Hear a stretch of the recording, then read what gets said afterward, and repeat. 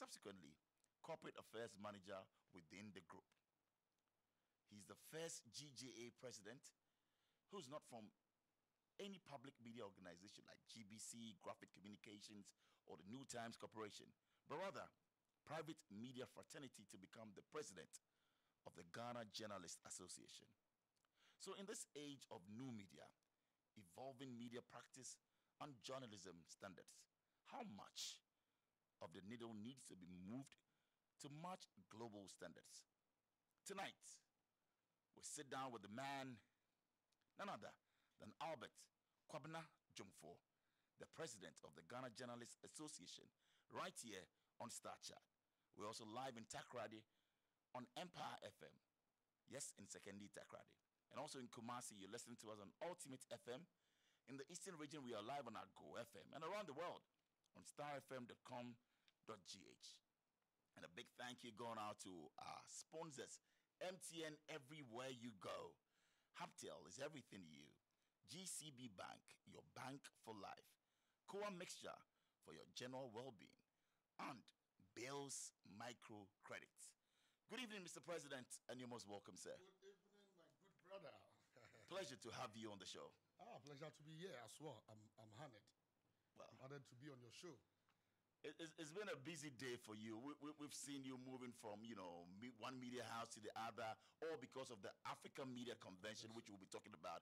Ghana is hosting it. We are hosting it. We're hosting it this year. And not only Ghana. Okay. It is GJA hosting it. GJA with the government of Ghana. It's a GJA project. Wow. Let me stress on that. Okay, so it's a GJA project. Yes. The Ghana Journalists Association project. That's the African Media Convention. The government of Ghana. Okay. So hosting in the name of Ghana. Right. Yeah. That's a big one. It's like the World Cup, when it comes to football. But it's yes, it's the biggest thing to ever happen to the media in Ghana. Really. We'll delve, sure. a lot more into that. But many thanks for joining us, Mr. President. And I trust you're well. I'm healthy. I'm hale and hearty. And I think that whenever I see you, Bola, it gives me fun memories. It reminds me of our past. People don't know where we've come from. Yeah. And I think that we go way back. We go way back. I remember that time when I remember that time. Come on.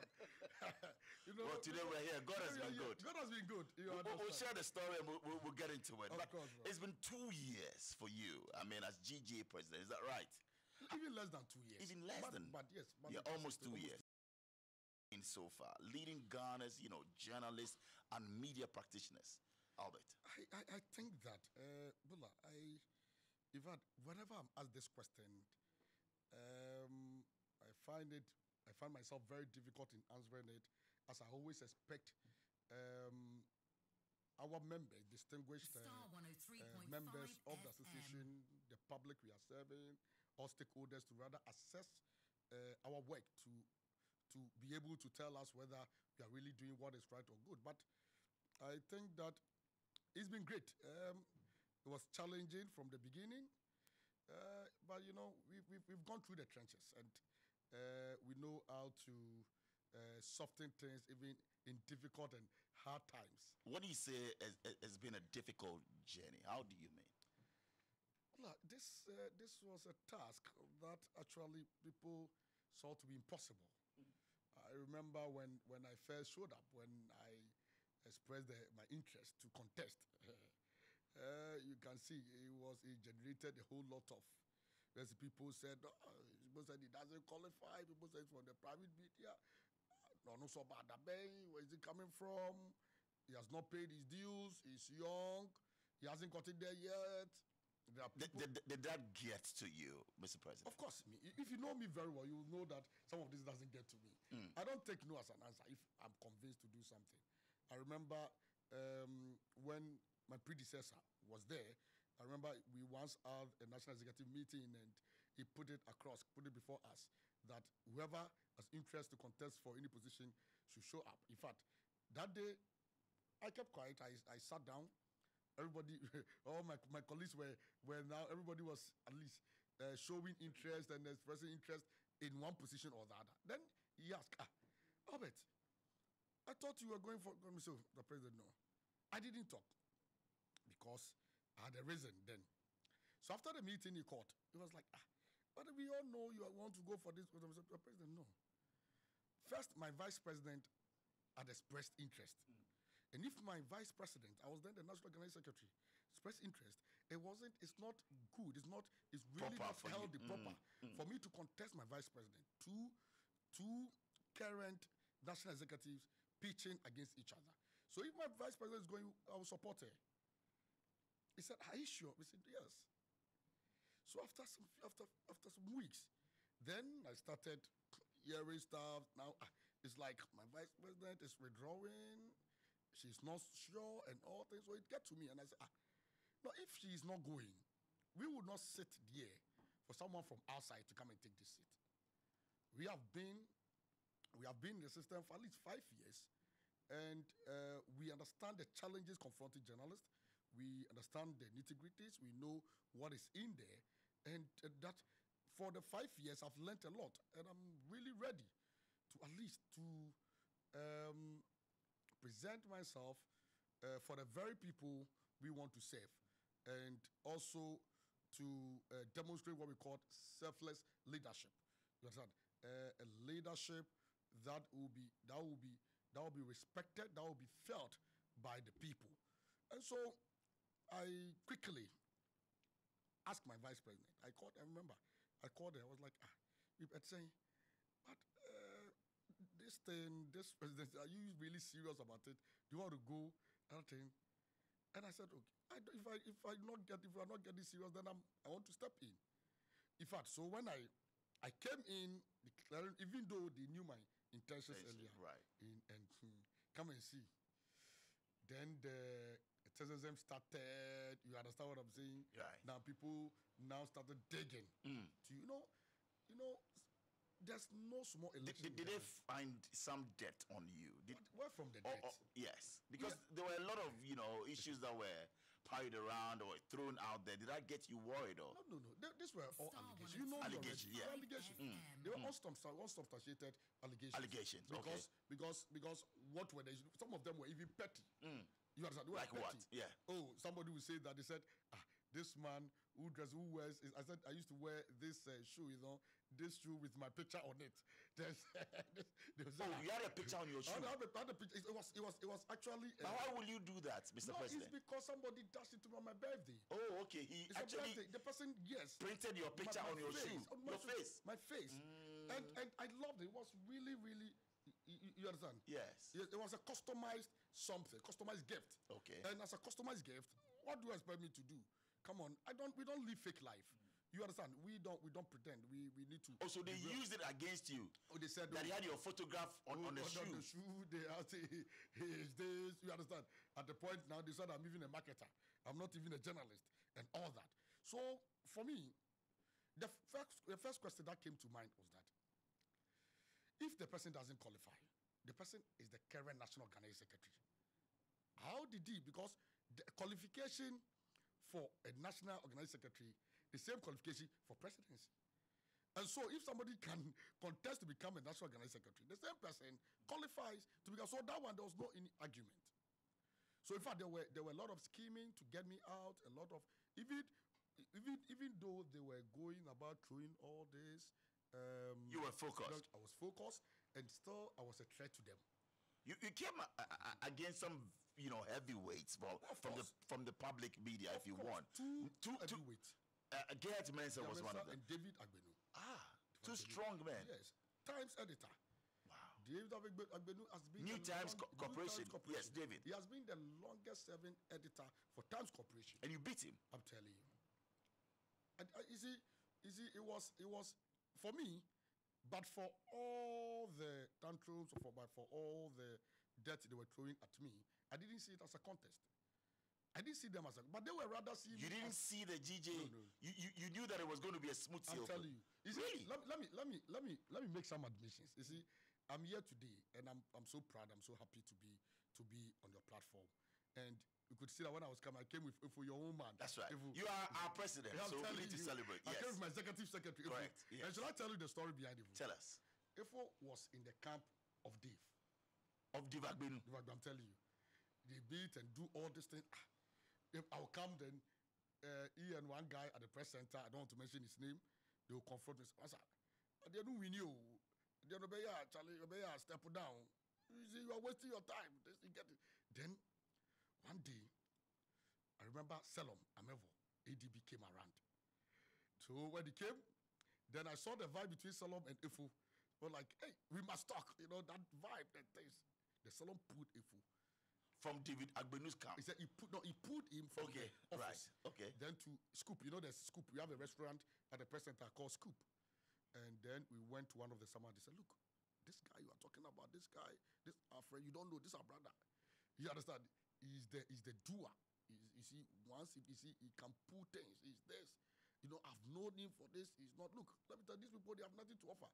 Then he gave him the order. Then if I was like, no, then you have given me enough to actually deliberate upon. So he moved camps to join you. So it took some days. I was there, and then qualified on his birthday. He was not in my camp. Okay. I decided to surprise him. I organized some caterers to bring to get some buffet. So they put buffet together. Boom, he was there, and then the buffet came. Now the people, his colleague, the other, like you know, they were team. They were all in David Agbenu's camp. And it was his birthday, so all of them were around. So when the food came, they asked, where from this food? Where from? Bribed your opponents. I didn't bribe my opponents. No. Why did you do I'm that? I'm just generous. I don't care where you stand. No, I'm just being generous. You wooed him over. That was bribery. No, that's not wooing. I'm being generous. Okay. In fact, what I want you to know is that even we pray for our enemies. You are a unifier. We even pray for our enemies. Oh. You get it. Right. Let alone. So if it's my opponent's camp and he's celebrating his birthday, at least I want to do something to at least I extended that love. The people said, they asked him where from this food. He said it's from You bought the man. He's from General. They said then we will eat. We will eat the food. Wow. They said then we will eat. Then they said, why won't you eat? But if you are in contact with someone, doesn't mean that he's your enemy. Right. Then they all turned their back. And they started. Now you got your opponent's campaign manager in court to now become your executive secretary. He was one of the pillars in their campaign, and they turned, and he was like In fact, he got furious. He was like So the way we guys are, the way we move. So because I'm getting this thing from now, you are going to tag me now. They said they don't trust him. Oh wow! He started tagging. Then I was there. Then he said, "Look, Mr. President, I will support you." Full allegiance, 100%. So you moved on and you won the election. We won the election. Landslide. Well, it was a landslide victory. Let me tell you the surprise about this whole thing. Before the election, they have actually they've raised a number of issues against Atinka's list. Right. I know you heard about it. I did. They said, why should Atinka? They don't fight. Blah. You see, what I've realized is that both from the state media, and not all of them, some persons view those of us in the private media, especially the local media stations, as unprofessionals and uneducated. And so they look down on us. And I can tell you that there are people in the private media, especially the local stations, who have even doctorate, some are even student lawyers. Wow. I'm getting some have master's degrees and all that. Well educated. Very intelligent. Informed. But because the person is working with the local, they don't and these are some of the things that you as president, you must get into that and change that perception. Of course. We have bridged the gap. In fact, through my leadership, you realize that there's no function. Now you don't hear of state media, private media. No. I've tried to bring all of them together. And I'm a president for all, not a president for private media. Interested. I know, and I want us to get into it. You've straddled the main, facets of communication practice. Let's talk about journalism and public relations. How has it helped you shape your leadership thus far? Because you're not just for journalists, you're for public, relations and all of it, because you practice the two. We'll get into your educational background, but how have you shaped that leadership journey? Of course, you see, one of the advantages, or what has really helped me, is the training I had from the public relations background. In fact, I was, I started with a state company, the 21st century, when I was practicing as a journalist and all that, leading the charge as the media relations officer, then heading the marketing. One thing about public relations is that public relations goes with marketing. That's what people don't know. Because the ability to convince, ability to actually brand, you understand, brand. So when we joined, we didn't have that kind of corporate image. It was the company was seen to be the the usual land selling company, like they sell land, sale of land, but we branded it, become a corporate entity with a different image. And that's Millennium City in Kaswa. Millennium City. Correct. It was then 21st century construction. Yes. You get it? Yes, where that is promoters of Millennium City Estate. And so we did. From there, we moved on to Tobinco as the chief operating officer, media for Tobinco Group, to lead the PR, the public relations and corporate affairs department. We did that, and through that, we established Atinka Media Village. And I can tell you that I single-handedly established Atinka FM. Oh, so you established Atinka Media. Let me tell you one interesting thing. When I was coming here, then something hit me. I remember Bola called me and said that we have bought was it Choice FM? Yes. No, it was Choice FM first. Okay, it wasn't Choice FM. Right. You had earlier bought Sena. Yes, Sena Radio. Spoken. Yes. And we were also chasing. We were chasing. What is the name? Fred Oware for Choice. Correct. And then suddenly, the thing swapped. And we got Sena, and then you took Choice from us to become Kasapa FM. Correct. Of course, I remember. And so I was coming. I said, "This is really identity and the schema in this door is the one sitting there." It's Sena, and you remember that story? Exactly, I do. Exactly, the one sitting there. Wow. So the way how we're able to secure, we were happy to have secured Sena. Do you know why? Because we needed the frequency very close to Peace FM. Okay. And also close to Adom. Oh, so it was part of your strategy. It was strategy. Okay. And so for Atinka FM to be positioned. Of course. Okay. So you see, the name for us to, the name Atinka came as a result of feeling, like metinka. So I remember when we lost Sena, in fact the man told us, "Oh, I have just met with the team. They've made payment." You understand? They told Mr. Tommy, Ada, ain't it possible? You made Sena FM return our money to us. That's the problem. No problem. We understand. Today you reviewed it. No problem. And so here we are. We have Atinka because in fact the morning, very early in the morning, around 5 a.m., I received a call from Eda Tobinco. I was like, "Bro, Onya, what am I saying? Debbie, sorry." I say, "You call Mr. Eda now. You freeze, and Eda now. See this boss." I say, "Anaji Namindai, I have been thinking about this thing. Nanyame crowd me call No, me think I say yes, I'm call Anope." So that's how the name Atinka was bet. Me think so. I have the feeling. So it was when we went, then the man told us, "Oh, my tongue but you are standing." Okay. You catch up and say, "Yeah, to I need almost one person." Wow. You get the whole thing. I know. So you beat EIB to it. Atinka FM got Sena from us, but no problem. We also beat you to. So I think to get Choice FM. So it really propelled me. Okay. And it really. So that's where you started your PR and marketing. PR and marketing. So you see, so leading the charge here. Right. I've been able to bring to bear my PR skills, my marketing skills, and that is actually selling the GJA. It's paid off. Will you say here emphatically that you rebranded the GJA and you've taken it from maybe a step 5 to 7? Of course, you see, bro, when we took over, if you remember, for 2 years,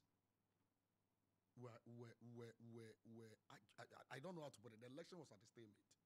Was at the standstill because some persons have gone to court to challenge some lists and all that.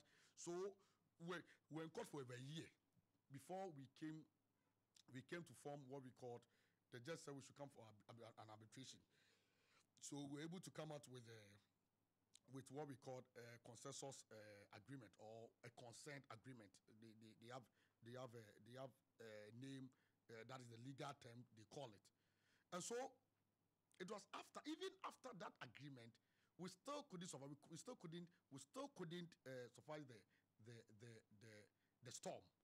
And it's also we from 2025, the election was supposed to have been held in November 2020. Then we pushed it to 2021 due to COVID. But the question is that, the same COVID, under the same COVID, the whole Ghana, we held an election. We had an election, national election. Okay. With over 70 million. We are less than 1,000. And we said we couldn't go to the polls just because of COVID. So that should tell you that was when the scheming started. Then we decided to fix a date in May 2021. Just as we're getting closer to the date, somebody brought the injunction. So we had a statement. So at a point, you go to the press, you visit the Ghana International Press Center, and you may see an environment that feels like a cemetery. Right. The place was so very quiet, very inactive. No activity. In fact, my predecessor, the previous president, will tell you that it was a rusty secretariat. So we inherited a rusty secretariat, and we were able. In fact, one of the things is to transform the image of the association. In transforming the image of the association, one thing that one needs to do is to first of all change the perception of the members. Because there were certain perception. You cannot transform the image without transforming the perception, the mindset of the people. And so we're able to bring together, we had a stakeholder engagement, bringing together past presidents, past executives, veterans, senior journalists. That was the first time it was happening. Will you say emphatically that you have transformed the GJA? I hope you have been to the press center. Yes, I have. You have been to the press center. Have you transformed the GJA? Yes, and the answer is yes. Even more than transformation. Because for me, I sit back and I feel that I have exceeded some of the expectations. Even though there are other commitments that have actually not gone closer, have actually not begun to... Three imperative things that you've done or brought to the GJA. Number one will be what?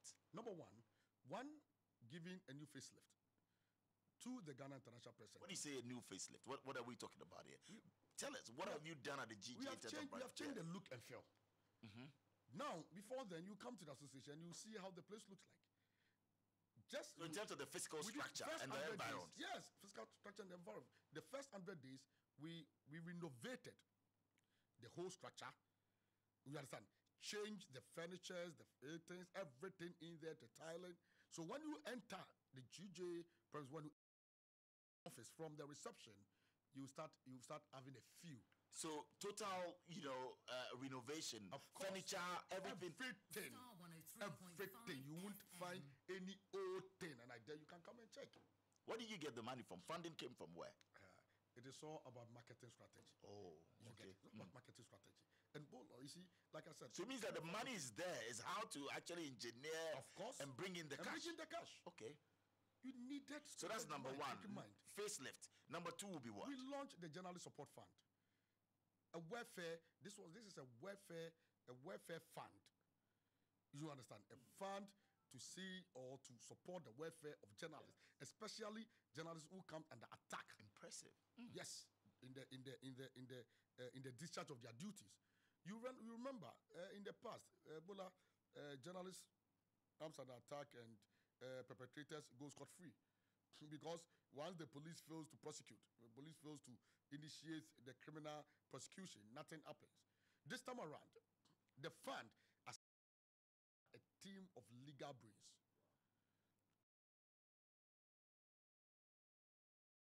Without condemning. I can see that with that you're not happy and you're peeved about that. I'm peeved, and I mentioned it today during my presser. That the government should have done a lot more with regards to that. I think when it comes to like MSEP, capacity building, training workshop, You understand? And other coordinated mechanism for the welfare protection of journalists and all that. These are areas that the government has actually done well. They've actually led the charge to see to it that at least we build the capacity of journalists in the country. But even with that, there are some financial constraints, so it is really not flowing as we expected. But like I said, but in terms of safety and security of journalists, you believe that the government has not really done much in that respect. I said, and the protection of journalists. Like I said, the security institution, the police administration, is an institution under government. So if the police has failed to arrest perpetrators of such unwarranted attacks on journalists and media houses, we also what happened, the outcome of the UTV issue. Oh, will you say that the government has really created an environment? They have, in some form. Like I said, they've contributed. We appreciate their support. So far, we appreciate their cooperation. GJ President, are you saying that you're not happy with the government's response or attitude with regards to the UTV attack? You see, the issue was caused by the ruling government's party, and so you don't expect much. But we commend the party for their condemnation. In fact, they condemn in no certain terms, and I commend Richard Anyagba in that regard. Okay. Where do you then have an issue? The issue is with the institution, which is clothed with the powers. That is the prosecutorial powers. And I am referring to the police and the attorney general. One. You are disappointed in them? Yeah, I've made it. I am, you see, not just disappointed. We feel that this is a constitutional mandate. We don't need to be disappointed, or we don't need to be happy with them to be able to discharge. Most of the times, they will tell you that you can't tell them, you can't teach them how to do their work, their job. We cannot. But again, as a major stakeholder and as fourth estate of the realm, we have a constituency to lead. And we have to ensure that the constituency we lead also operate in a freely safe environment. And so when our people come and attack, when we attack media, you see, the media is democracy. In fact, in deepening democracy, media has played a major role. So an attack on the media, an attack on the journalist is an attack on our democracy. And if you attack any journalist in this country, you have attacked me, the president. You have attacked the GJA. You have attacked the media stakeholders. You haven't attacked an individual. And that you will not take lightly. I will not take it lightly. Why? Do you believe in honesty? Of course, I'm always honest. You're always honest? Yes. Let's deal with some matters of national, concern, shall we? We will, but before that, let me run this. Please do. That look, I believe in the competencies and the professionalism of the Ghana Police Service, especially its leader, the IGP. We know what the police can do. Even without leads, they are able to what? They are able to calm situations. What is really preventing the police from investigating Ahmed Swale's matter? That's number one. Two, why has the police not shown seriousness to attacks on journalists? You see, attacks on journalists should be seen as a egregious matter, because these are serious matters. Most of them are preconceived, premeditated. Like what happened at UTV. They didn't just converse there. They planned that at this time, by this time, the host would have been seated, the panelists would have been seated. We are all going to converge here. We are going to move at this time. It was the police to actually attach seriousness to such matters. Okay. And I know that they are capable. They should give us hope. You know, the reason why we started this blacklisting and blackouting is because we felt disappointed in the security institutions. We felt that the police was not actually giving us the kind of hope, the kind of assurance we want, because this is supposed to be, they are close to the prosecutorial powers. The Attorney General will come and tell you that the police is here to present to them any document fit for prosecution on Ahmed Swale's issue. The two institutions are just playing with us. Interesting. So with that on the side, I asked you earlier, do you believe in honesty? And you say you're an honest man. Of course. 100%. 100%. Let's deal with some matters of national concern, like I said. Political leadership must deliver societal development. I mean, granted. Yeah. What is your verdict on the leadership of President Nana Akufo-Addo? Bola, this is, Yes, sir. you know, we came here to talk about welfare of journalists. Certainly, You know, but clearly, as a president of GJA, you need to answer or speak to matters. But we know that. What is your verdict? Assessment, Yes. Assessment, the leader. Yeah. Assessment, the president, which is the leader of an executive arm. Right. As the leader of the fourth estate, I should be saying to be neutral. Certainly. Saying But what do you make of his leadership? I should be saying so what do you make referee. of his? So maybe not an assessment, but what is your take? Genuinely, that's what I The asked you. sentiments of Ghanaians will tell us. The sentiments of Ghanaians. And what are you picking up from the sentiments of Ghanaians, Mr. President? I said the sentiments of Ghanaians will tell us, Bola. What is your take on the leadership of President Nana? Because you lead a team, mass media, journalists, PR practitioners, they are with you. What is your fair assessment? That's what I asked you. I can speak to the leadership of Nana Akufo-Addo Sure. in regards to media development, the media growth. Right. So you live in this economy Of course. and this country called Ghana. You can give a fair assessment of the president. That is an indictment on your I can office, give Mr. a President. fair idea of the Please, economy. so do. But I cannot assess the president. Don't assess him. So a fair Of idea. course. You Yes, sir. understand? Correct. Of course, we all know that the economy has not been the best we expected. We all know the challenges confronting the economy. We all know the recent Dumsor and its recursion on even media operations of the media, and also other private entities. Is it that you know or we all know? We all know.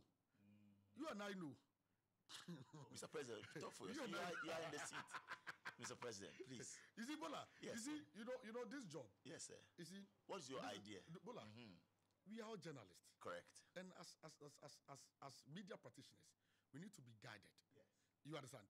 And no matter what, we are not politicians to come here and make loose talk. That's right. The fact is that we are guided by the fact that, in fact, we are all in this country, we are all in this economy, we are all face whatever shape, whatever is happening, we are all facing it. I have condemned the erratic power supply in recent times, and I'm saying I've also made known the implication on the operations, yes, for our businesses, not only the media, even other businessmen are complaining, individuals are complaining, and so forth and so on. And so for me, I think that the government should have done better. Would you push for a timetable from the ECG? Of course, I've said it. That one, there's no to the yes. They need to do the needful immediately. You see, we shouldn't get to a time.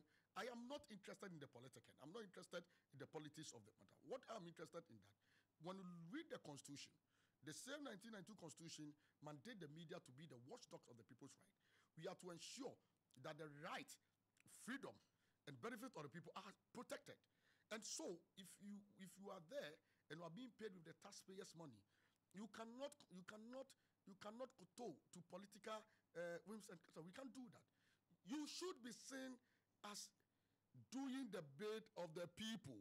What we are saying is that there is a problem. You are facing it. We understand. We understand that at least as a nation, as a developing country, as we are increasing in numbers, infrastructures, and other such challenges may come up. But be sincere to Ghanaians. You understand? 3 months of electric power supply cannot be taken for granted. You can't say that it is Dumsor. What is Dumsor? You understand? But that's what the Minister of Energy says. He says Dumsor. You don't agree with that? You think it's Dumsor? What are we in? He says Dumsor. They're actually preparing. They're putting it up to make sure. Yes. We'll be better off with Dumsor than Dumsor. Oh, we'll be better off with Dumsor. Dumsor comes with a schedule, comes with timetable. Interesting. And my people from the media perspective will actually appreciate. Look, this is affecting equipment. This is affecting how do we call it? Transmission time and all. Downtime. Yeah. Sometimes you just be there and assuming that you don't have the capacity. Yes. To No even UPS. No UPS to even purchase maybe industrial generators and all that, automatic switches and all that. You will just be there. We go off. How do you serve the people? We serve as the bridge between the governed and the governor. And so, as the bridge, we are supposed to be what? Informing the people with the policies of government. And if we go off, if we break down, if we are unable to discharge that duty, we will be doing a great disservice to this nation. It will affect our democracy. We'll be going for a short break. It's just about some 7 minutes to hit 8. The GJA president, as the Ghana Journalists Association president, Albert Kwabena is our guest right here on Star Chat. Before we go for the break, my question will be, the media picked up the fight against illegal mining in 2017. Of course. Strong campaign, 8 years on. Are we winning or we are losing the fight, Mr. President? And be sincere. You know when the media came together to form the media coalition against Galamsey. I remember I was then the National Ghana Secretary. GJ was a key player, major player in this regard. And in fact, we saw some positive results during the fight, or during the time the media was keenly involved in this Galamsey fight. I think that it gave us the opportunity to bring the issues to bear for duty bearers and those responsible to deal with them. But I think that I may admit that we actually went to bed time, yes. Oh, the media went to bed Yes, on the Galamsey fight. Okay. Went to bed. And so even though the coalition is still active, unlike before, the kind of energy, the kind of enthusiasm, and the kind of drive and all of that, it's died down. It will die out. And so recently, during the launch of our 75th anniversary, Dr. Samjona rekindled this drive. Powerful In fact, speech. Powerful speech. He actually gave us something to actually chew on. And we've been chewing till today. We are still not done, because we are still pondering over what he said. So the media coalition really has lost all we have not lost. Like I said, it got to a time we took our eyes off the ball. we took our eyes, and we got a bit frustrated, because where issues are brought to bear, and you don't have the willpower of the people, you understand, in dealing with the matter, you definitely good, because nobody was funding us. There was no funding, nobody was financing. And so if we willingly want to put our profession on the line and want to commit to a national cause, and we don't have the support of the people, the people who have been placed in in position of trust, the duty bearers, those who are being paid with taxpayers' money, we don't have their commitment. The willpower is not there. At a point, you get fed up. Are we going to rekindle this? Are we going to see I've launched that. regrouping? Yeah. I've launched the campaign, and let me send signal to all those who think that they will continue to destroy the environment. We are here to protect the environment for the coming generation, and this is our call. For that fateful day, from that fateful day when Samjona mentioned it. Remember, it even coincided. It was really strategically classed with the with the global World Press Freedom team. Do you know the global team is on climate change and environment? And then we were able to tease out from it. You understand? To look at how we can sustainable environment and all that. This is because we have come to realization that the very existence, the very reason why you and I live in is because of the environment. There's the saying that the very moment the last person dies. Yes. So if that is true, then very soon Ghana we all die, because the way our trees, the deforestation and what is happening, the bush burning, the pollution of our water bodies, and a matter of concern. We'll come and we'll talk some more about that. Welcome back, GJA President Albert Kwabena. Albert, welcome back. Thank you, bro. Right. So we're on it. We talked about your fair idea of governance, and of course, you didn't want to assess President Akufo-Addo. Let's leave that to the politicians. Yes, fair and square. Of course. That is great. But you talked about a man of integrity. I know you're an elder in Church of Pentecost. Is that right? Of course, but then I take it in good faith, but I continue to be a member. Oh, you continue to be a member? Yes, I want to be. You see, the eldership position. Have you stepped down from an elder? No, it's an officer's position. Okay. You know, we just like we have the honorary Right. doctorate, and then the academia one. Okay. Yes. In fact, So you're an honorary elder. yeah, let me put it that way. Very elder. Oh, So, okay. but yes, but I am a. So you're a good man. I'm a committed member. Oh, a committed member of the church. Church of Pentecost. I'm telling you. And you go to Twist or Church of Pentecost member. But that Twist. So Twist nightclub. But Pentecost elder. I've not gone to Twist before. I beg you. But which nightclub? You were at on the mountains. I don't remember. I have it on social media. You were at where? Is the party up the hills Which one is that? In December, the all-white party. Oh, maybe I had an assignment there. Elder. Okay. Have you ever taken bribe? Not that I know. Not that you know of. No, hey, I don't remember. you should know. You don't know whether you've taken bribe. No, before. I haven't done that before. You said not that you know of. See, like I mean, you know, sometimes as you are growing, you know, sometimes you may be you may forget you may forget. But I can say with authority that I haven't taken bribe before. You haven't? Yes, I haven't. Have you ever killed a story for money before? Like they say in general, drop the story, do this one, and you take money. No, it depends. It depends on it's not killing. Like it's not killing per se. Have you dropped a story for money before, GJA president? Not to drop a story for money, but you see, Bola, when you have a story, every story there's something we call journalism with result. So when if you are actually doing journalism, if you are doing this media work and you don't expect result, it means that you are only wasting your time, because the impact of the story is that at least you are able to correct the wrongs and the ills in the society. And so if you do something and you are getting the result, you understand? You drop the story. It's not dropping. What I'm trying to say is that you appreciate. Listen. Okay. You appreciate the story. What is the essence of a story? It depends, unless maybe it's personal. Mr. President, you're explaining. It's a personal attack. It's a simple. Have you ever dropped a story for money? I've not dropped a story for money, but at least what I've done before is to consult for persons and people. You understand? Yes, to help them address issues maybe when they have come under. And for editors or media houses to drop a story. Not to drop, but to get at least to get their side, to get a person's side. Sometimes it may be a one-sided story. If you and which is really an affront to our ethics. It's really affront to our ethics of the profession.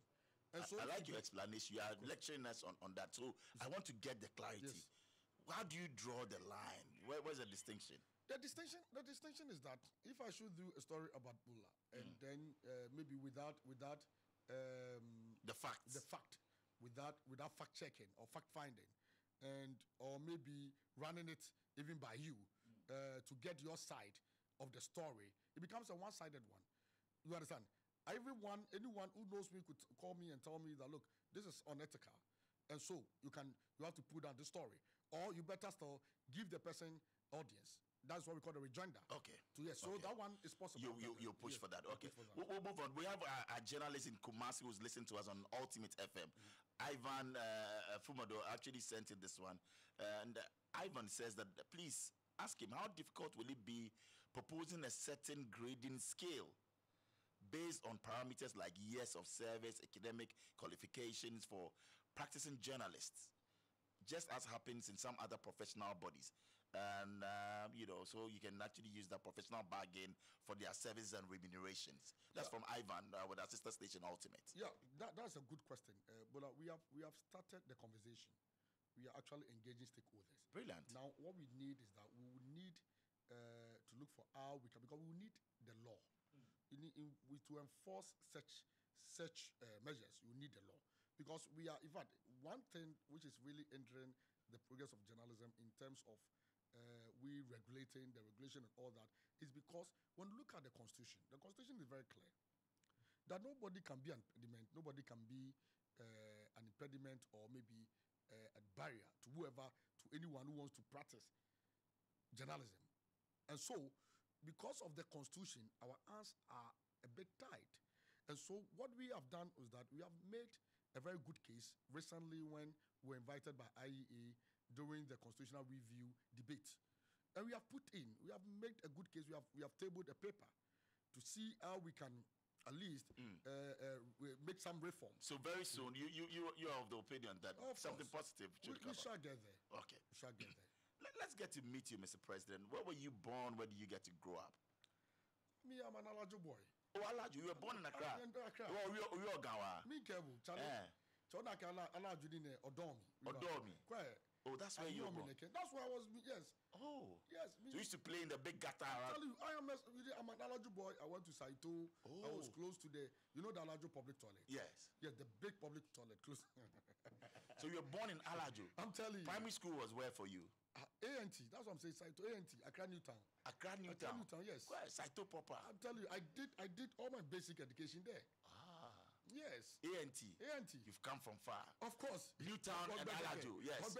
Proud of you. I'm telling you. And secondary school was where? Secondary school was my own. I went back to my base. Let me tell you one funny thing. Yes.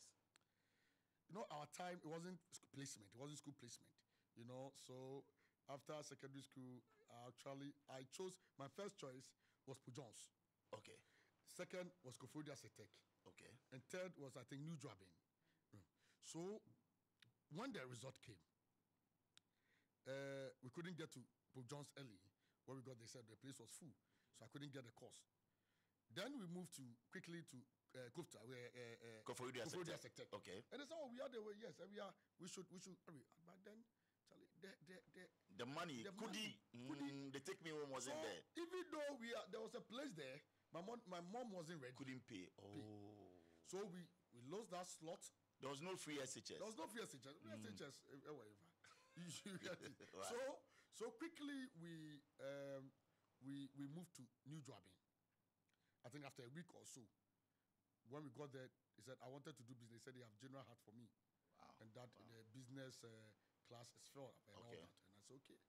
So we came back home. Okay, my God, in fact, at a point I thought that, my educational career, or maybe education, the ladder has really curtailed. Yes, wow. curtailed. I thought maybe at least it has been truncated. So I was there, and my uncle, my mom's younger sister's husband called us. School, secondary school. Oh, so you went to Takwa? I went to Takwa Secondary School. A good school, almost here do business. The whole Western is one of the business. So you went to Takwa and you've taken us to Pope John. Okay, you have to explain. I wanted to explain to you why you went to Takwa. I went to Takwa. Oh, right. Yes. So I went to Takwa Secondary School. Takwa Secondary. Tell us about Takwa Secondary School. Takwa Secondary School. Bola. You really went to the school. I'm telling you. School is in you. The school is in me. Okay. I felt the school. The songs and the motto and all of everything. And Bola, let me tell you one thing. Even in Takwa, at Takwa Secondary School, at secondary SS2, Form 2, I was a prefect. At Form 2? Form 2. The leadership quality has been in us. That's right. JSS, I was a prefect. Okay. I was a compound overseer. JSS. As a prefect of Takwa Secondary School at Form 2. I'm telling you. Your anthem, you can sing it for us. Of course, why not? Go ahead. But do you know our motto? No, please. The motto is Carpe Diem. Carpe Diem. Seize the moment. Seize the opportunity. Seize the moment. So you know your school motto? Of course. Takwa went through me. I didn't go through Takwa. It's my gimper. Wow. And you know your anthem? Anthem. Okay. Now let me give you. I hope I'll get it right. And God bless the children of Madata School. Help us to raise the trust and temptations. Make us strong to labor in pursuit of excellence, glory, and honor. We pledge to bring everlasting fame. Carpe diem is our motto. We seize the opportunity. Arise or Tapsa and the students of Tasco. Arise and shine. You see? Wow. Yes. Beautiful anthem. I'm telling you. That's Tasco. Of course. That's Takwa Secondary School. Takwa Secondary School. Wow. Now Takwa Senior High School. So you are proud, old student. I was old student. And which house were you in? I was in Bosova House. Okay. We had Bosova, we had Agri, we had Fable, we have Saba. That's cool. Who are some of your mates who are out there, of prominence? I mean, but yeah. we are. I'm even. You are everywhere. No, we are everywhere. Okay, so give me three names of your schoolmates. Amakwata is a past student of TASCO. The Minister for Roads. Okay. Yes, he's a past student of TASCO. Okay. We have the former Deputy Minister of Education who just lost the lady, the female, who just lost. He's a past student. The current Chief Director at the Ministry of Finance, Eva Mens. Oh, Eva Mens. Madam Eva Mens. Went to Takwa Secondary School. I'm telling you. Beautiful. You understand? There are past. I understand Kwame Nkrumah and co even past school. Oh, Kwame Nkrumah was in Takwa Secondary School. We will verify that. So you can verify that. But and that's because let me tell you, people said Nkrumah come from Isma. Kwame Nkrumah come from Kofu, but literally Kwame Nkrumah come from Takwa. You can find out. GJA president. I'm telling you. We'll find out. This one fact check. Check. He comes from Takwa. I'm telling and you. not in Krofo. Are you changing the history? I'm not changing. I'm saying that literally. GJA, what was your nickname back in school? At that school? Bola, you want to create. Oh, no. Your nickname was. Yeah. I was called Papi Tongo. Hey, what a nickname. Yeah. Papi Tongo. And they will shorten it and call Papi. So when it gets about Tasco. I'm telling you. Your nickname was Papi Tongo. Papi Tongo. Wow. And now Papi Tongo is the GJA president. He's the GJA president too. Let me share one experience. Yes, please do. I told you we had a bit of financial challenge, even though we're not all that poor, but was a single parent. My mom was alone growing up. My dad died when I was in class 5. As a single parent, she was taking care of all of us. We were about 6 and all that. And I remember when I was in the secondary school, Form 2, we were about registering for SSC. And then I needed to register. I've not paid my registration fee. Even I was owing school fees. And so... Oh, you used to owe school fees? They gave us a short break. In fact, they actually, when it happened that way, they will give you a break to go home and then get the registration fee, mobilize and come. I was also, like I said, I was prefect, and everybody looked up to me. I remember they pasted the list of people who have registered, on the notice board. My name was not in. So our colleagues, my mates will go there. Albert Dwumfour, I was prefect, and everybody knows me. And even the juniors will go. My name wasn't there. That embarrassment. So we went home. In fact, I can tell you that the buzzer of the school, who was a very close friend to my mom's sister's husband, actually paid my registration fee for me. I nearly lost the school. Yes, I was nearly a school dropout. Wow. I couldn't have. Yes, and it was going to. You're a brilliant student, but you're needy. You didn't have the support. I didn't have the support. My mom was struggling, but I think it was doing well. And I remember one time I came home for fees and other things, and one thing when we used to go to. I used to go to my auntie's, that is Tobinko's mom. Right. Tobinko's mom used to go there, and then anytime my mom would give me the school fees, then they would give me the transport and all that. Right. One day I went there after some days, and then we've reopened. The school has reopened, and the money is Kwamo at that time. Tobinko's office. Tobinko was running his pharmaceutical from Caprice. He used to have also office at Caprice. School was reopened. For 3 consecutive days, I went there. I wasn't allowed to meet my brother. To meet Tobinko? He was busy. Sometimes we go, he wasn't there. I have to go back to school. So I didn't have even money for transportation. That time from Accra to Takwa was about 16,000. Then, 16,000 Accra to Takwa. I didn't have. So my mom was giving me the fees, was giving me some gari. Mom used to go on a market trip and all that. Right. So she gave up for gari. I was the champion. I was the champion of gari. and so it's my auntie, my mom's younger sister. Right. Once again, she comes about 3 times after my mom. He said, have you heard of Eagle Starr? No.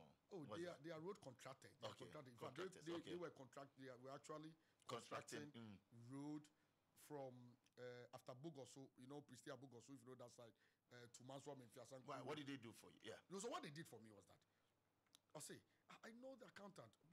Obe free Accra. He's coming from Accra to the village where where they are doing their construction. Okay. And so I can talk to him so that at least Kwabena joining. Wow. We spoke to him and he said I should join. Because you didn't have. But I've not said this anywhere. Anytime I'll say this, I cry. Wow. This man told me to come and wait for him at Malam Junction. You know, that Total. That's right. McCarthy or Malam Junction. I think there's a Total station. Total station. Yeah, Phillies. Very much. And he gave me, he said I should get there by 12. I got there around 11 something. The man got there around 1:30. Sun was scorching. I stood in the sun because I didn't want to miss him. Because if I miss him, it means that's it. I waited and the man came with a pickup. So, in fact, he rode me in. I went in and, in fact, as soon as I went in, I felt their condition. So I said, I was going to be cruised to Takwa. On our way, we went on our way, Apam Junction. They call it Ankamo. The man said, he wants to visit somebody. He wants to say hi somebody. Not knowing the man was going for his family. Family was there. And at that time, we were about 3 or 4 in the back. Okay. In the car. In the car, okay. Inside. Okay, so then after 30 minutes, after wasting time, 30 minutes, then we saw your wife coming with the children, the kids. The man moved us to go the bucket of the pickup. From a palm to Takwa. Takwa, you wait. You see, it is not even. You've been through a lot. I'm telling Mr. you. President. And then the bucket of pickup was loaded with goods. So it was. In fact, it has exceeded. They already have is there a brazier or whatever there. It has exceeded it. And I should go and sit on it. At that time, we are in the midst of the way. Even money to go back to Accra will be a problem. What should I do? So you had to sit on that. School was in session. Classes has begun. Hey, I went. As if that wasn't enough.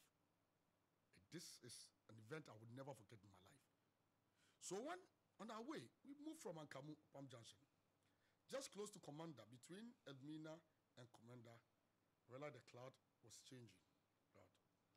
It was about to rain. Then suddenly it started raining. Rain started pouring. I was expecting this man to even have sense to say that there's somebody at the back. Yeah. So let me even park at a safe place, and when the rain stopped, we continue. The man did not mind. I pulled one of the sacks because there were a lot of plantain, cassava loaded in sack. Pulled one of the sacks, covered myself. I was still feeling it, and it rained with takrade. Wow. And I was seated. You know, God has been good, and God has a purpose for everyone, and we thank God for your life. So these are moments that you don't recount. And because whenever I say this, I cry. You cry. Don't cry, Mr. President. I got ill. I got ill for 3 weeks when we got to Taka. The road wasn't good. It took us 8 hours. From Accra. We got to Taka around 10-something p.m. We thank God you're alive and you're hearty. As we get into, we'll talk about the African Media Convention that the GJA has been able to pull to Accra, Ghana. But what are your expectations of the media and the coverage of the 2024 elections? Of course, we expect the media to give a fair, comprehensive, and balanced reportage. We expect the media to be very circumspect in the discharge of their duty.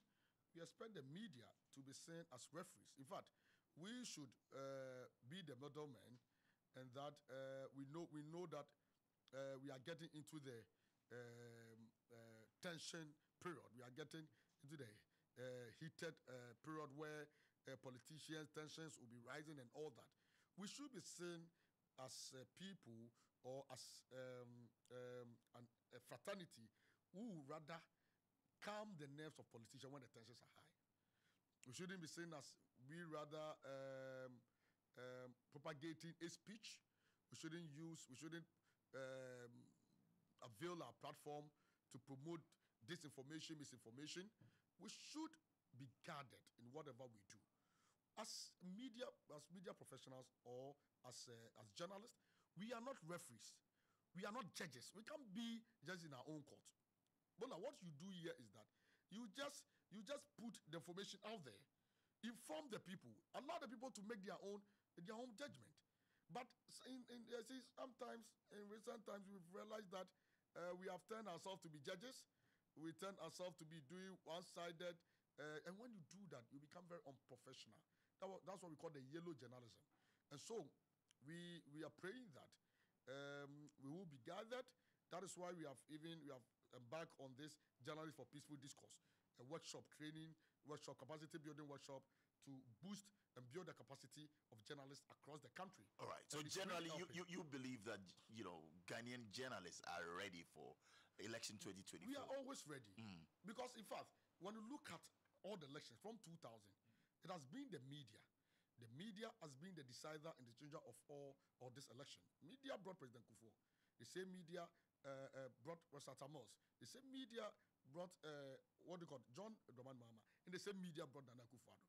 And so when the media, you see, because if there is no peace, there will be free and fair election. We will only enjoy free, fair, transparent election in a very safe and secure environment when you have a proactive and vibrant media discharging its work professionally. Interesting. And do you think you've scanned the environment that the EC, Electoral Commission, is really prepared and doing all the necessary things to deliver credible elections from where you sit? We are here to engage the EC. We have a number of issues to engage the EC on, but I should commend the EC and say that so far so good, but there's more room for improvement because we know the EC has recently come under severe attack, and so we are very sure that as the days as we forge ahead, and let me say that as they did in 2020, they will do better. At least they will improve on their performance in 2024. This is really a crucial election. It's a contest where one is hoping to break the 8. Another one is also, you understand, coming back. And it's very unusual where you've had a certain president who have gone to opposition and who's coming back. And so this is a very crucial election. And like I said, we have a number of issues to discuss with the EC. With the EC. And you're looking forward to that. So Ghana is also set to host the African Media Convention. That is a very big one for Ghana. What is the convention seeking to do?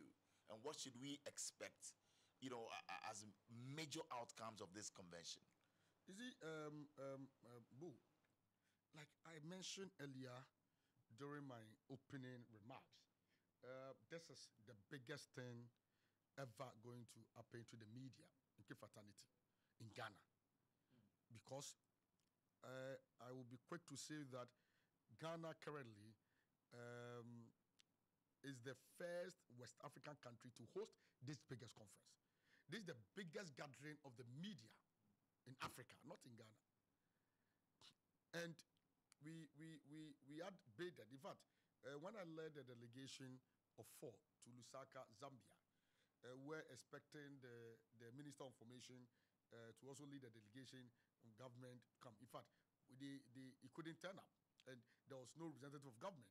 All we could do was to call on the I Commission, and even though we had the assurance of government, we had assurance of the minister, he has given us his swears. But how can you go and bid when there is no government? Because this is a big, I'm telling you, this is a big project. We are expecting over 1,000 participants. And out of these 1,000 participants, about 600 are international participants, foreign participants. Wow. You understand? You need their visa waiver or visa clearance. You need to take them through certain protocols, bilateral arrangements. And the GJA was able to annex this and bring it to Ghana. We won it out of over 7 or 8 countries, including Senegal, Nigeria, Tunisia, Morocco, big countries. And the date is when? The date is from the 15th of May, which is next week, right, to 17th of May at the Accra International Conference Center. It's going to be big. In fact, it's an opportunity for the local journalists, Ghanaian journalists, to fraternize and to network. Well, one thing that we lack is networking. Because with network, you can do. In fact, we've been talking about exchange programs and all that. With this network, there are a lot we can do. And at least journalists will also get opportunity to also travel outside, to also learn. Certainly, I mean, it's for journalists and media folks to maximize the opportunities, that this convention will bring. So we'll salute you for that. Recently also, I've seen that the new media association has been launched, what we call the bloggers and all of that. What is your perspective on the work that they do? Many have said that, well, yes, they've changed the media landscape, but are we going to also regulate them? Okay, I think that let me just at least throw more light on the AMC. AMC, the media convention. Yes, you can do that. The team, so that we all get prepared. Sure. The team for this the AMC is the African media we want. We are going to deliberate on the African media we want, specifically enhancing freedom, innovation, and environmental sustainability in the dynamic media landscape. And this is really, really a broad team. We are going to look at how we can build resilient media landscape in Africa. How we can thrive on the digital platforms to take advantage. We are going to look at diversity in the ways of in our revenue generation and all that. This is something that we need to be.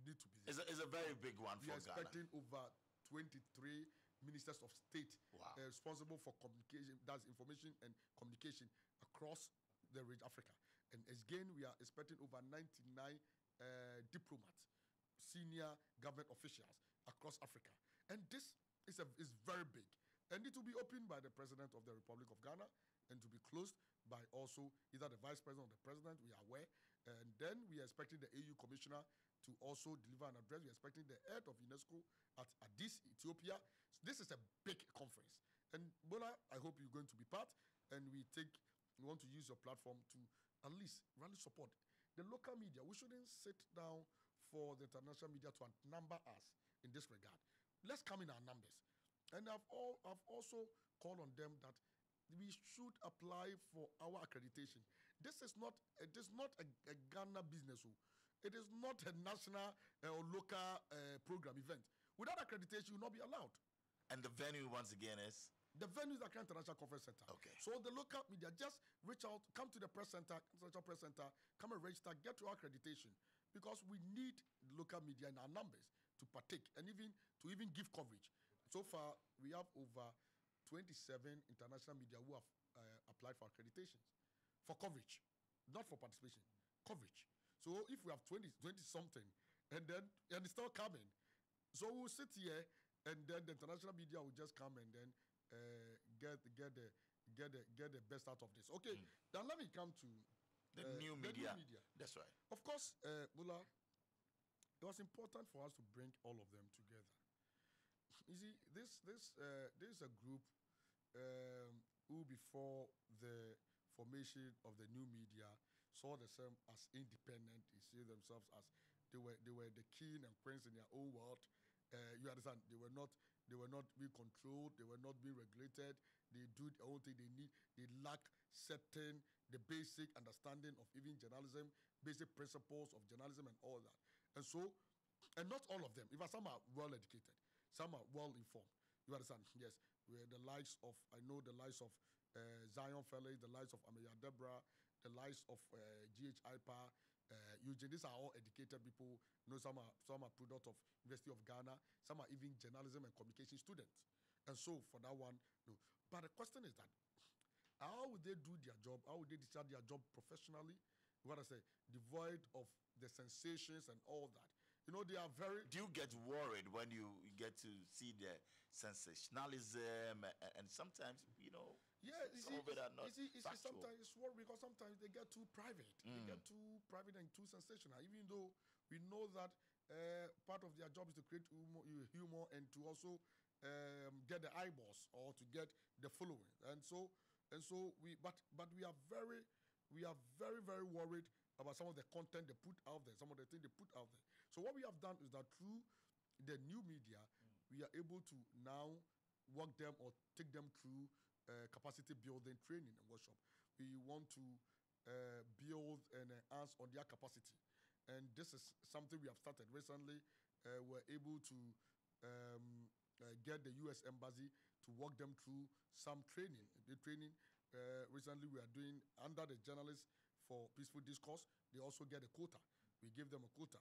As I speak to you now, even though they are under the supervision and the watch of the oversight supervision of the Ghana Journalists Association, their president, Eugene Safon Kansa, is even a member of the LOC, AMC LOC. represent. We gave them, we want them to feel, Right. so that they can get closer to us. We want to bridge the reason. One of the main reason for putting this together, we want to bridge the gap between the traditional media and the new media. And the new media. Because we all doing the same thing. In fact, when you look at the new media, currently, the new media is doing television, they are doing radio, they are doing newspaper, everything we are doing the traditional media. And that is why. Just that they are on digital. They are on digital. Yeah, that's okay. all. And even we, Also traditional on digital. We are digital, yes. Right. Because there's, look, let me tell you, when you look at the audience share, about 37.8% of audience are glued to the digital space. Okay. space. And so, if a traditional media and you think that you will not take advantage of this, you will lose out. Right. And that is exactly what we're doing. Well, it's so interesting that you are regulating and trying to guide and guard them as well. In all of this, as we wrap up, we want to know, how do you relax? We just have about a minute or so to go, and then we'll get to the mystery question. How do you relax? How do you unwind? Oh, bro, I'll be out for relaxing there. I follow you. You are the enjoyment minister. Oh, you follow me. What do you enjoy? What do you enjoy doing? Bro, you know. Because you work hard. You're always on the move. And one thing about me, I don't know. Many people do not know. Right. That I don't take alcohol. Yes. You don't drink. I don't drink. You don't smoke. I don't smoke. I don't do all those things. Right. Sometimes I just feel okay when I bring friends, loved ones together. Just let's dine, let's party, That's or right. something. I don't drink. They may have fun and all that, but the excitement, the joy is that at least they are happy. They are happy. You're all happy. You understand? It's Right. but and sometimes we love to travel, but we don't have the time. Our time is always limited. What is your best holiday destination? It will be where? It will be difficult. I will choose between US and Dubai. Dubai. Yes. You love to relax in these countries. Interesting. You. Earlier you mentioned that Kwame Nkrumah went to Takoradi, or is it Takwa Secondary School? So I learned. he said you learned. Yes, I said. Okay, so it's not an emphatic statement. Okay, because we have Rhoda sending us a message saying that Kwame Nkrumah attended Catholic day schools, yes, for primary, and then Achimota College in 1930. Catholic day school at where? Okay. So yes, because I know he has his educational background linked to Takwa. You can Google and see. Okay. I don't have the fact here, but I know. All right. So Rhoda wanted to clarify that, and then he moved on to Lincoln University and UPenn as well. Okay. So time for the mystery question, sir. We haven't said anything about the blacklisting. The blacklisting as well. They're very, very important one. thing. Very epic one. Today, two honorables were actually, for want of a better word, left off the hook. Of course. Or you de-blacklisted them. It was one. Actually, the other one was an update. Yes. That was on our Kumsin. Yes, because as for her, we had already lifted the ban. Okay. Already. And you remember but for Honorable Farouk Mahama, of course. What is the update? The update is that, Bola, like we have told you, we want to establish we want to make a statement and establish a very good case. We want to let the whole nation know that gone were the days where you can take journalists for granted. Gone were the days when you can undermine the capabilities of journalists, especially the GJA. We said we are the fourth estate of the realm, but we are not giving that rightful position or respect. We are not accorded that recognition. Let me put it that way. We are not accorded that recognition as fourth estate, and so we have come and we have fought, or we are fighting to what? To take that position, rightful place, because we were losing it. And so we are currently and gradually now getting that recognition. We are now being accorded that recognition, the fourth estate. Because the fourth estate, what it means is that you are the fourth organs of state. Certainly. And somebody will say that fourth, how do we call it, arm of government. But we are not an arm of government, we're organ of state.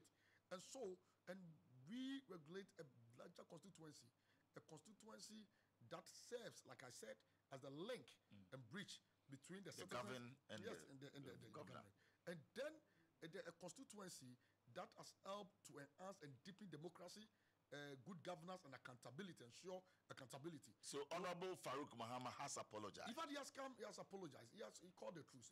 Before then he had denied the involvement in the attack and has threatened to sue the GJA.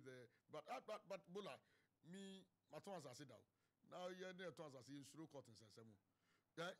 We are who has assumed we are who's slow court in Sesame because you see. If you are selling land, it goes with court issue. So if somebody threatens me, somebody is threatening me with a court issue, I just sit back and say, because before we come out, before we take such a decision to blacklist or to maybe to ban any politician, we have to establish what we call the prima facie. We establish a prima facie case before we come out. And so when he was saying, we knew, I was ready, prepared. And go to court. Yes, at least for wise counsel, I don't know who advised him. At least he has come. Yes, he's calling for a cruise. Has come back humbly. And yesterday, no, 3 days ago, if you are the press center, you see how passionately he spoke, apologized and all that. And he said, "Look, this blackout has really humbled him. Okay, he has learned a lot." And I can say that for this understanding, he said, "Look, for what we have done to him and our counsel, it means that we can do to anybody, and regardless of whoever you are." If you don't have the capacity, if you don't have the temperature to accommodate journalists during this election year, if you're a politician, if you're a group of persons, whoever you are, if you don't have the temperature or the capacity to accommodate journalists, just stay away from us. Wow. So you've actually lifted the ban on Honorable Farouk Muhammad, the MP for Yedi. He said he hasn't slept for months. So I want to... he said he has not slept. He has not slept because... So now you want to allow him to sleep? Of course, he cannot. He's a legislator. He cannot survive without the media. And that is very important. Now he's going to be an ambassador. Oh, ambassador. Campaign for press freedom. A campaigner for press freedom. It's not time for our mystery question. Kindly pick your question and then you read it out for us, sir. Bola, yes, this is your mystery. Yes. Hey. Yes, sir. So please pick it up and let's read it out. Bola, what do you have there, please? Now the mystery you repair. Yes, what do you have there, sir? Is that if you are to advise a young journalist who has had an opportunity to go seek greener pastures in USA or Canada, what would you say to him or her? Right. I think that for me, this is very simple. The work of a journalist or the job of a journalist is a call. It's like a ministry. If you don't have the call, you can't join this fraternity. And it's a call to serve your motherland, to serve your nation. Why would you have the opportunity to serve the people? Have the opportunity to inform, to educate, or vis-a-vis entertain your people, the very citizens, and you say that maybe due to greener pasture, you want to leave the shores of the country. Who are you going to serve?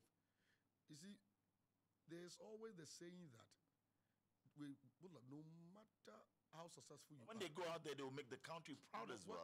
Kamala Dumont did that. There's Corte out there, the voice of America. That is different. And all Remember yes. that Kwabena Dumont had opportunity to serve on a bigger platform. Correct. Which served the world. That's right.